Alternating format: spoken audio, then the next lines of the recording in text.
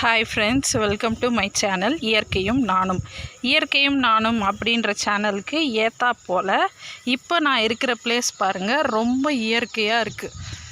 Evening டைமில் சின்னதாக காற்றடிக்க அடிக்க ரொம்ப அருமையாக இருக்குல்ல.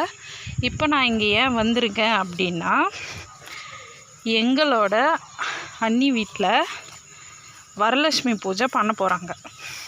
அதுக்காக வேண்டி தர்ப்பை எடுக்க வந்திருக்கோம். புதுசாக தர்ப்பை எடுத்து அதில் சாமிக்கு அலங்காரம் பண்ணப்போ அப்படின்னு சொல்லிட்டு சொன்னாங்க. புல்வயலில் நடந்து போய்கிட்டே தர்ப்பைக்கு இருக்கிற இடத்துக்கு நான் போகிறேன். கூட என்னோடய சின்ன பையன் வந்திருக்கான். அவனோட ஹெல்ப்போடு தான் இப்போ போய் தர்ப்பையை எடுக்க போகிறோம். வாங்க போய் தர்ப்பையை பார்ப்போம். இந்த செடி பார்த்திங்கன்னா இயற்கையாகவே நிலத்துக்கு சத்து கொடுக்கக்கூடிய ஒரு செடி. இது பேர் எனக்கு தெரியல, ஆனால் இது நிலத்து ஃபுல்லாக பயிர் பண்ணுவாங்க. இது பார்த்திங்கன்னா இங்கே பொடுதலையும் இருக்குது. நான் எண்ணெய் காய்ச்ச போகிறேன், அதனால் இந்த பொடுதலையும் பிச்சுக்க போகிறேன்.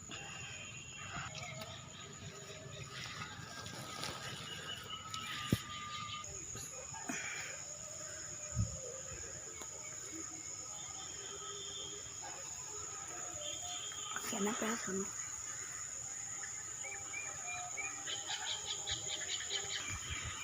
ஃபைனலாக நம்ம தர்ப்பை இருக்கிற இடத்துக்கு வந்துட்டோம். அங்கே வந்து என்னால் போக முடியாதுன்னு சொல்லிவிட்டு என் சின்ன பையன் மட்டும் போகிறான். நீ இங்கேயே இருமா, நான் போய் அறுத்துட்டு வரேன் அப்படின்னு சொல்லிட்டு. இருட்டுறதுக்குள்ளே இங்கேருந்து கிளம்பணும். மேலே மேலே ஆடு.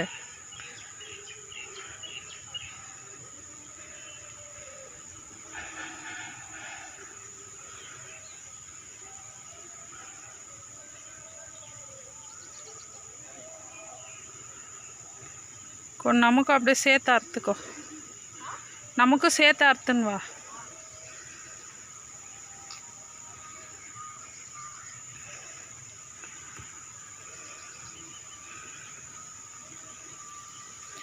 அவன் அறுக்கட்டும், அதுக்குள்ளே நம்ம இயற்கையை ரசிக்கலாம்.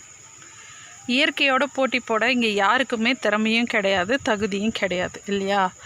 இயற்கை இல்லைன்னா நாம் கிடையாது, இயற்கை இல்லைன்னா பூமியும் கிடையாது. இந்த இயற்கையோடு ஒன்றி வாழறதுக்கு ஆரம்பித்தோன்னாக்கா நம்மளுக்கு அழிவும் கிடையாது. இது ஃபுல்லாகவே தென்னந்தோப்பு தான். நல்லா இருக்குது பார்க்க. இந்த மாதிரி இடத்துங்களெல்லாம் நம்ம வந்து உட்காந்து டைம் ஸ்பெண்ட் பண்ணுறதுக்கு நேரம் இல்லை. அதனால் நம்ம என்ன பண்ணுறோம், அமைதியை தேடி ஓடுறோம், நம்மளுக்கு பிடிச்ச விஷயங்களை தேடி ஓடுறோம். கொஞ்ச நேரம் நம்மளுக்கு கிடைக்கிற டைமை இந்த இயற்கையோடு ஸ்பெண்ட் பண்ணோன்னாக்கா நல்லாயிருக்கும். உங்கள்கிட்ட பேசிக்கினே என் கண் என் பையன் மேலே தான் இருக்குது. ஏன்னா அவன் நிற்கிற இடம் ரொம்ப பொதுராக இருக்குது. இந்த நெல் கதிர் பார்த்திங்கன்னா 5850 அப்படின்னு சொன்னார். இதோட நெல் வகை இது பார்த்திங்கன்னா 6 மாதத்துக்கு ஒரு வாட்டி தான் வளரும். அது வரைக்கும் இப்படி தான் இருக்கும். பாருங்கள், இவ்வளோ பெருசாக இருக்குது செடி. தரையிலிருந்து இவ்வளோ ஹைட்டாக ஆகிருக்கு. இப்போ தான் வந்து பாலே வச்சுருக்கு செடியில், அதாவது நெல்லோட பிஞ்சுன்னு சொல்லுவாங்க. இதை காலை வைக்கவே பயமாக இருக்குது. நெல்லோட பிஞ்சுன்னு சொல்லுவாங்க. பாருங்கள், நெல்லோட பிஞ்சு. நெல் செடியுமே ஒவ்வொன்றும் கொத்தாக இருக்குது. இங்கே வந்து ஒரிஜினல் பிரிங்கராஜ் எனக்கு கொஞ்சம் கிடச்சிது. எண்ணெய் காய்ச்சறதுக்காக அதையும் கொஞ்சம் எடுத்துக்கிட்டேன். போகலாம். உள்ள தவளை இருக்குதுன்னு நினைக்கிறேன், சத்தம் கேட்குது. தவளை இருந்தால் கண்டிப்பாக பாம்பு இருக்கும். ஆமாடி.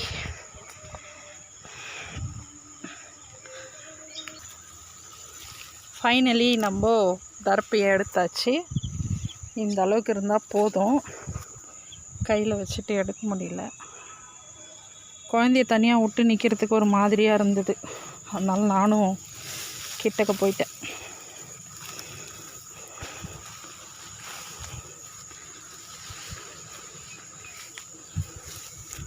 இந்த கையில் பூச்சி.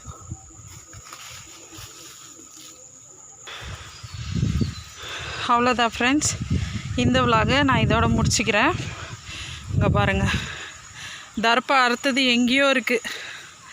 அங்கேருந்து பில்லுலெல்லாம் விழுந்து ஏஞ்சி வந்துட்டோம். இதோட நான் இந்த விலாகை முடிச்சுக்கிறேன். இந்த வீடியோ உங்களுக்கு பிடிச்சிருந்திருந்தால் லைக் பண்ணுங்கள், ஷேர் பண்ணுங்கள், கமெண்ட் பண்ணுங்கள். இது போல் நிறைய நேச்சர் வீடியோ பார்க்குறதுக்கு இயற்கையும் நானும் சேனலை மறக்காமல் சப்ஸ்கிரைப் பண்ணுங்கள். தேங்க்யூ ஃபார் வாட்சிங். பாய் பாய்.